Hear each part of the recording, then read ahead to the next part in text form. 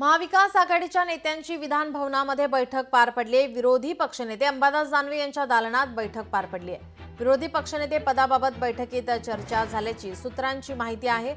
विरोधी पक्षनेते पदासाठी आता मवियामध्ये रस्सीखेच पाहायला मिळते। प्रत्येक जण दावा करत आहे, त्यामुळे आता विरोधी पक्षनेता कोण बनणार याकडे सर्वांचं लक्ष लागलेलं आहे। या संदर्भात या बैठकीत चर्चा झाल्याची माहिती सूत्रांकडून समोर येते। दरम्यान विरोधी पक्षनेते पदाबाबत संजय राऊत आणि नाना पटोले काय म्हणाले ऐकूयात।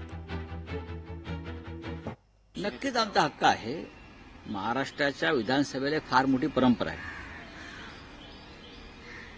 सत्ता कोणाची असो, पण विरोधी पक्षानं या राज्यामध्ये आपली कामगिरी चोख पार पडलेली आहे।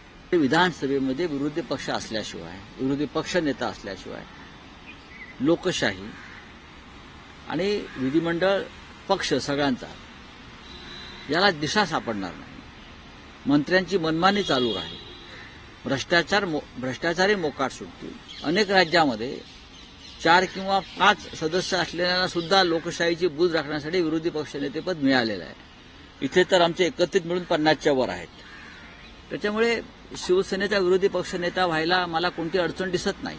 विधानसभेमध्ये शिवसेना हा पक्ष मोठा पक्ष आहे, त्यामुळे त्यांनी त्यांचा कॅन्डिडेट डिक्लेअर केला पाहिजे। त्याचप्रमाणे वरच्या सभागृहामध्ये परिषदेमध्ये काँग्रेसचे जास्त आमदार आहेत, तिथं आम्ही आमचा विरोधी पक्षनेता करू आणि सामंजस्यानं या राज्याच्या भ्रष्ट आणि महाराष्ट्राला रोज काळीमा लावणाऱ्या या सरकारला घेराबंदी कशी करता येईल याच्यावरचं प्लॅनिंग आम्ही करतो आहे।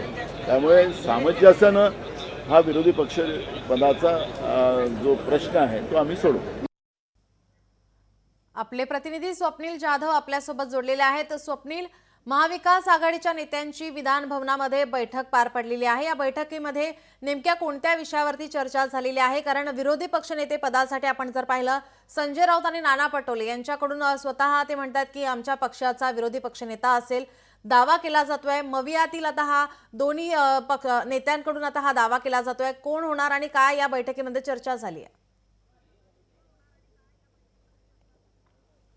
नक्कीच महाविकास आघाडीची आज खरं तर एक बैठक झाली। या बैठकीमध्ये विरोधी पक्षनेते संदर्भात सुद्धा चर्चा झाली आहे। त्याचप्रमाणे अर्थसंकल्पीय अधिवेशनादरम्यान कोणकोणते मुद्दे मांडायचे, कोणकोणते मुद्द्यांवरती आक्रमक भूमिका, तसंच अर्थसंकल्पीय अधिवेशनामध्ये पुरवणी मागण्या असतील, या मागण्यांमध्ये जे अव्वाच्या सव्वा दर जे तरतूद करण्यात आलेली आहे त्याच्या संदर्भात सुद्धा खरं तर सत्ताधाऱ्यांना घेरण्यात येणार आहे। अभिनंदन प्रस्ताव असेल मुख्यमंत्री देवेंद्र फडणवीस यांचा, जे त्यांनी कामं एकनाथ शिंदे यांच्या सरकारमधील जी कामं होती त्यांना स्थगिती दिलेली, काही कामांना चौकशी लावलेली आहे। त्यामुळे त्या संदर्भात सुद्धा एक अभिनंदन प्रस्ताव सुद्धा येणार आहे। एकूणच राज्यपालांचं अभिभाषण असेल, अशा अनेक गोष्टींवरती चर्चा आज करण्यात आली। प्रामुख्याने जी आज चर्चा होती ती म्हणजे विधानसभा विरोधी पक्षनेते संदर्भात, विधानसभा विरोधी पक्षनेते संदर्भात बैठक झाली। यामध्ये खरं तर उद्या किंवा 2 दिवसांमध्ये जे अर्ज आहे, जे विधानसभा अध्यक्ष राहुल नार्वेकर यांच्याकडे देण्यात येणार आहे। निश्चितच या ठिकाणी ठाकरे गटाचं पारडं जड आहे, कारण कोणत्याही संख्येची मर्यादा नसल्याचं उत्तर जे आहे ते विधानमंडळ सचिवालयाकडून ठाकरे गटाला प्राप्त झालेलं आहे। त्यामुळे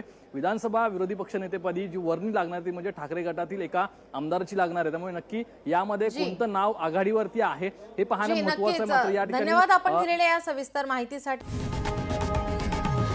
लोकशाही मराठी ऐका, पहा, जागरूक रहा।